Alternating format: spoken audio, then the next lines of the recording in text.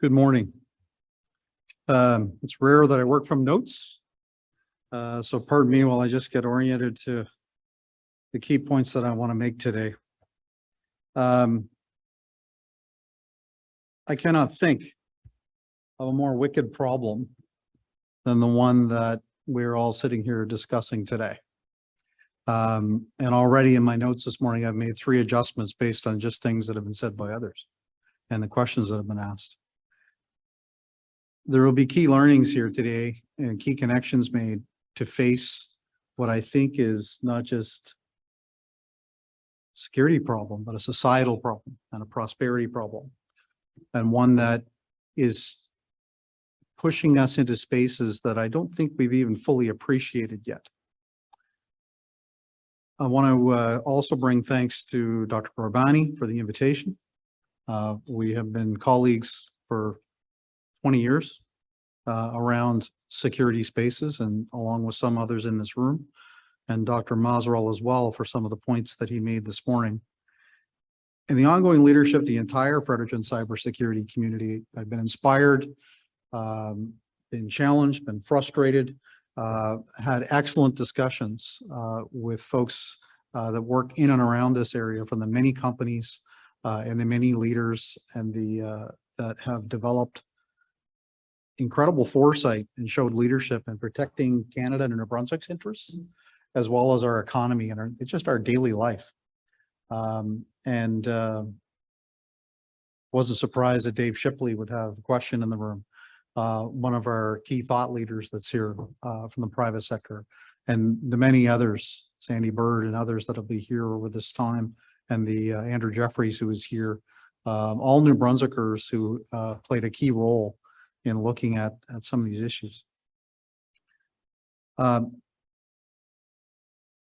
minister, Bill Hogan, is here this morning, has already demonstrated a keen interest in understanding the risks that New Brunswickers and Canadians face. I had the minister drop in for a short visit at our operations center and meet with my folks. It turned into a 3.5-hour journey, minister, where you asked all kinds of penetrating questions, and left my staff going as, well, obviously he'd read in before he got here. And we're seeing that, I think, in many sectors across Canada, in what I would have said until not too long ago was Canada's sleepwalking into public security and resiliency threats, and not really appreciating the soft ground that they were standing on. And leaders of all kinds have begun to turn their minds to those things. And I think there's a clear expectation from people. In fact, I think people just already accept we're already doing these things, but maybe we're not. So my challenge this morning is around those issues. I've worked since 2001 on critical infrastructure issues. But our approach here is broader than just thinking about specifically to critical infrastructure. So in our department's work, and my title is an ADM here with government, and my job title is Provincial Security Advisor. We designed that title specifically, give advice to government about how to mitigate risks from deliberate acts. And we're tasked to work with all of our partners to understand the risks that New Brunswickers and its interests face. We're a little tiny province, but we face all the same issues of any other trading jurisdiction in the world that does its business worldwide. We have over 65 countries that we have listed where we can list off our academic, our government, our private sector, our NGO interests around the world, from West Africa to the Maghreb, to South Asia, and all of the places where we touch. And because of that, what happens there matters here. And in your world, it's just electrons of moving the information and data around the world. There are no borders. We have to, so beyond understanding the risks facing us and all of our interests, we have to mitigate those risks working with partners. Governments are often the weakest partner in terms of leveraging this risk. Depending on your country, 70 to 90% of our key sectors are in private sector hands. And government has the choice to either regulate or collaborate. And neither option is the most effective it can be, depending on the circumstances. There is no right answer. And we're also thirdly charged with responding in the moment on a bad day. And the minister will have heard me say more than once is people are always glad when I come in a room because I'm there to fix a problem. They're even happier to see me leave because I'm only there on the baddest of days, it feels like. So we respond in the moment to protect our residents and our economy. And this group that's here, and I have a number of colleagues that I've been working with around the country that are here. It's an august group and a bit intimidating. You look around the room and not just the knowledge that you have and the learning you're having and the academic interests, but the sectors that are represented here, it's impressive. And at the same time, are we doing enough? So for me, the key questions that I answer and I'm asking you to consider is, has our dependence on moving and trusting information been outweighed by the vulnerabilities of the way that we move and share it? Are we sleepwalking towards a problem? Can we trust in the availability and integrity of information when we need it? Mr. McDonald asked a question about, immediate information, moving immediate financial information without delay. How many of us have been challenged by even walking into a store and not having cash and having that particular store not have the ability to move electronic data anymore? How many of us rely on our handheld devices for the simplest of tasks and our family connections? And how would we pivot? So I consider these two questions to be the most significant vulnerability affecting the health of our societies moving forward. Is we're dependent, we've created that dependency, and are we managing the risks and adapting and adopting them? So some of that thinking comes out of our work here after 9/11. 9/11 was a bellwether event. Some people in the room here probably weren't even born in 9/11. For me, and I'm a career healthcare provider, I just was brand new to the Department of Public Safety. And we were faced with an unprecedented set of challenges from a trade perspective that would parallel in its mental shock of what we just faced with COVID. So we had a series of epiphanies of looking at the complexities that emerged and the interdependencies between this problem connected to that problem, and lack of information and lack of partnership, lack of knowing the other person in the room, virtual or physical, so you can fix a problem. We are all fixed problems. Every single person in this room, natural tendency is see a problem and analyze it, fix it, move on, next problem. That is what we do. But the interdependencies that emerge then, and if we think of a factor of thousands of increased complexities since, really demanded collaborative action, but we didn't have any structures to accomplish it. So we started down that path, and I won't bore you with 20 years of minutiae, but the challenge has accelerated. And climate change. 2010, we had unprecedented flooding in a little tiny county in New Brunswick, Charlotte County. It was everyone talks about a wake-up call. It was just different. All of a sudden, 100 millimeters of rainfall in December hadn't happened in memory. Lost roads, people isolated, people flooded out, water frozen in their houses because after it rained, it froze. And people were frustrated and angry. When we went on, we had multiples of these issues. We had at the same time major security issues. The tragedy of a Moncton shooting and a Fredericton police shooting, both folks associated with extremist ideologies. So we began to look within New Brunswick for examples of who's doing this just better. Again, we're analysts. See a problem, identify the problem, analyze the problem, fix a problem. And so we started to look around, why is it that we seem to be poorly positioned? Why aren't we thinking ahead? We like to think we think ahead. Like to think we're pretty smart, like to think we make pretty good decisions. And we looked around the world to say, what jurisdictions are doing better? And we found some. Different problems, different places, different solutions. Dr. Mazeral at the table was mentioning about living in Australia, federated government system, different ways of approaching public security and emergency challenges. Stronger, measured to be stronger. We did a research project working with multiple academic partners and private sector partners, Conference Board of Canada, University of New Brunswick, Carleton, some legal firms, Dalhousie University. And we analyzed these things and said there are places that are doing it better. Australia is one, the UK better in certain areas, Germany, federated government system, different bicameral system, United States and other areas, all doing better in the assessment that was done. And this is some data research, and Ali's heard me speak on it before, and so have others. It's a number of years ago, 2015, 16 timeframe. So we have some limitations in Canada with a federated government system of the way we're structured that impose certain constraints, and that it implies mandate focus. This is in provincial jurisdiction. This is municipal jurisdiction. This is federal jurisdiction. But there's only one citizen. So how do you strap those together? And we haven't always had a deliverable focus on what's the problem and how do we fix it. Sometimes it's the nature of those things of government. Private sector says, this is ours. We manage this risk. That is someone else's problem. Governments do the same thing. So do NGOs. Frankly, so does academia. We provide research solutions. Having said all that, I'm sensing a bit of a change. And when I speak, I like to speak about accelerating that change and supporting it. It's particularly evident in this kind of room. In the cyber sector, where I see very positive discussions emerging for the first time. I've been privileged to attend with some of the folks that are in this room, from our colleagues from Rogers and Bell, Chris from the RCMP, Rajiv from the Cyber Center. Ali attended with a forum of common interest in looking at some of these challenges and trying to say, how can we fix them? And our federal government coming to the table to make some policy changes and operational changes.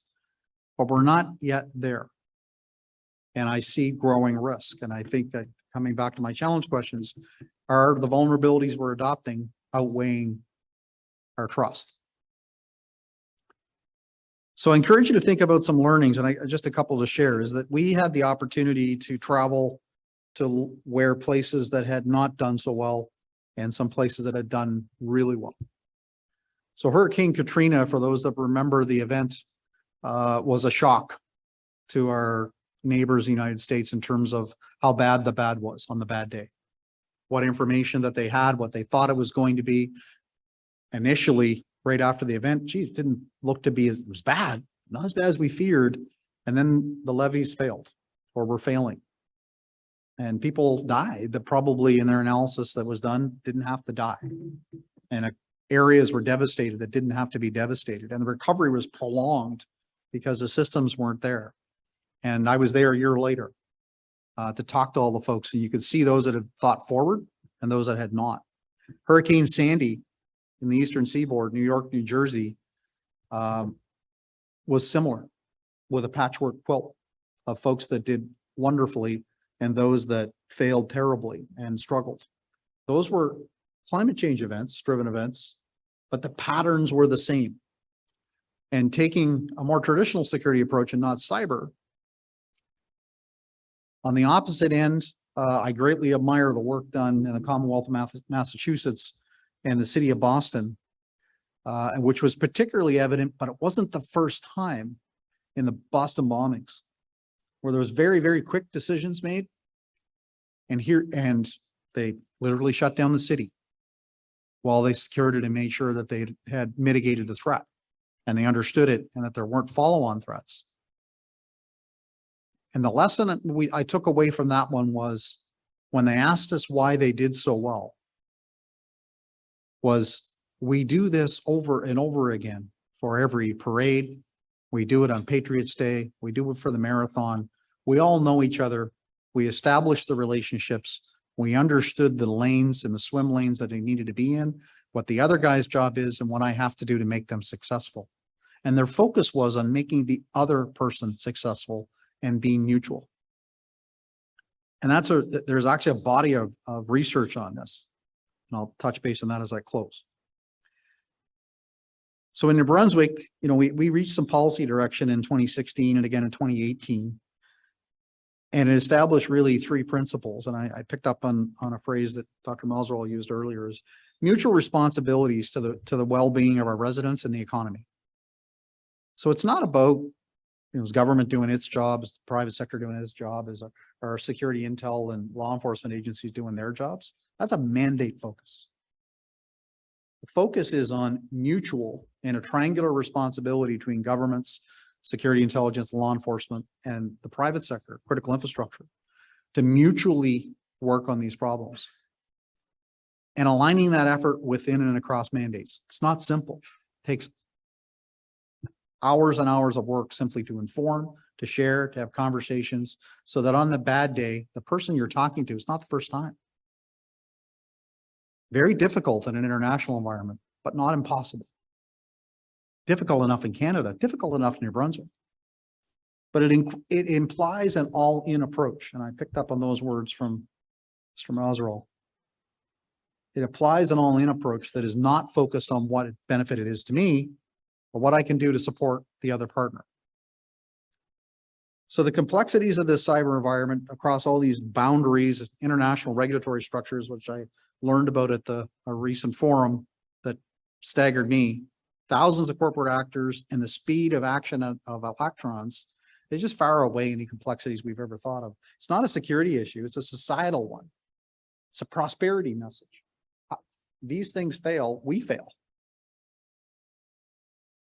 So we took some steps here, and Chris was talking about the last year or two of, or year or so of cybersecurity events. A little bit further back, we had a little bit of a bellwether event in the city of St. John here with this ransomware attack. And that was a bit of a ground shaking one for us because we learned what we didn't know and what we could and couldn't do. And we engaged from a provincial level. We were in mid-COVID. And unusually, we had a common table set of deputy ministers, and I was privileged to sit there. And the direction we got was, what would we do in a bad day? Guess what? I didn't have a great answer. We had a GMB answer, but I didn't have a great answer about what would we do. So we got direction, and I think we're the first Canadian jurisdiction with a cyber and telecommunications outage event outage concept of operations. Andrew Jeffries from Deloitte was our prime that's here for that, and aided to that along with a number of our federal and private sector colleagues who were consulted. On a bad day, we have a plan. I won't say it's a great plan, but it is one, and we practice it. We're going to practice this more this fall. So I'll illustrate to you, and I don't ever do this, is bring a prop. This book is one that I read. You can probably see it's gotten wet. I actually dropped it out of a boat when I was thinking, this is my summer vacation reading. Took it on leave and read it because it was recommended to me. It's called The Devil Never Sleeps by an author by the name of, she's an academic, Julia Kayyem. Dr. Kayyem is a fellow at the Harvard Kennedy School of Government. She was in the Obama administration and as an assistant secretary. See her on CNN. She talks about COVID, talked a lot about COVID, writes in the Atlantic. And she's part of the Harvard Kennedy School Crisis Management Group, along with the Chan School of Public Health. Deeply, deeply respect her views. And what she said is that people plan and they think about events that could happen and the risks they want to prevent. But she says, I'm often amazed and dumbfounded at the initial reactions of a leader that can't happen or it's not going to happen. And her comment is they're denying the boom. The lesson that she wants to impart over and over again in here is that the boom's coming. Adapt to the fact the boom is going to happen.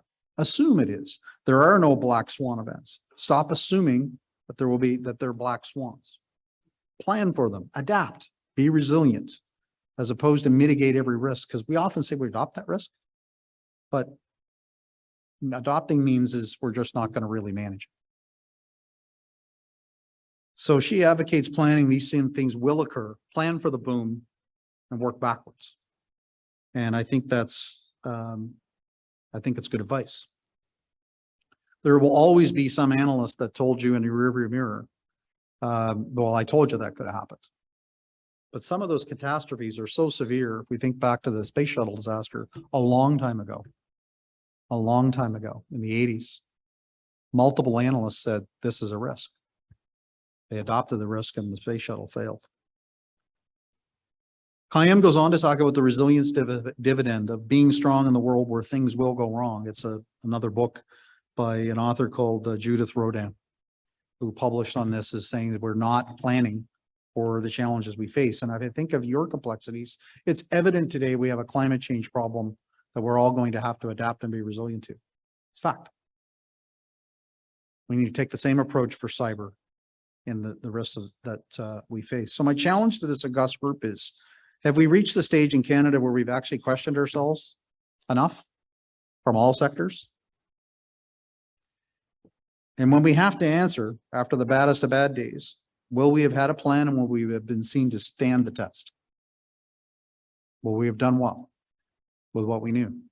What's Canada's all-in approach? And I say Canada, I mean Canadians and our jurisdictions, because we all share a responsibility in this. So it's a bit of a challenge message. I don't have solutions for these. I have a great team. We got great leadership. We've got great support from government multiple times in terms of adapting to these risks and taking measured steps within our ability. And we're a small place with not a lot of resources, but we are taking some steps. And I'm really encouraged, as always, as I am with the PSD group, that some of this work is led out of New Brunswick and with the New Brunswick ecosystem on cybersecurity that advances that work locally and internationally. So well done. Thank you, and I'll take questions.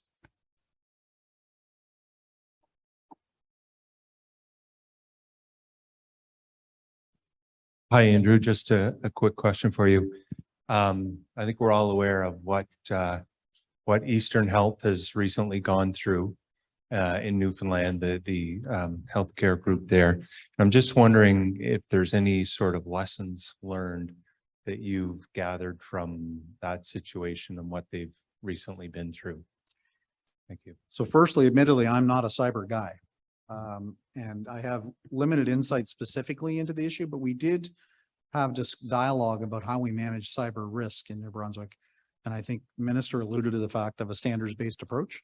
I'd have to defer to some of my colleagues from our GMB cyber team to be able to answer that definitively. But I think in every one of those instances that happened, Hugh, is that leaders across the world, across the jurisdictions are looking at what are the simple things and what are the big things that we have to do to adapt. There is the bit of the zombie climbing the wall approach here, is that every measure one takes to manage that risk, it feels like someone ups the game. And the balance is somewhere in the middle. I guess my advocacy is that we should assume that some of these things are going to occur and have a resiliency approach and not just a security approach. There's a balance between the two. Any other questions?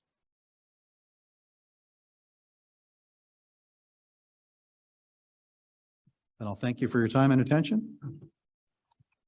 Have a great day.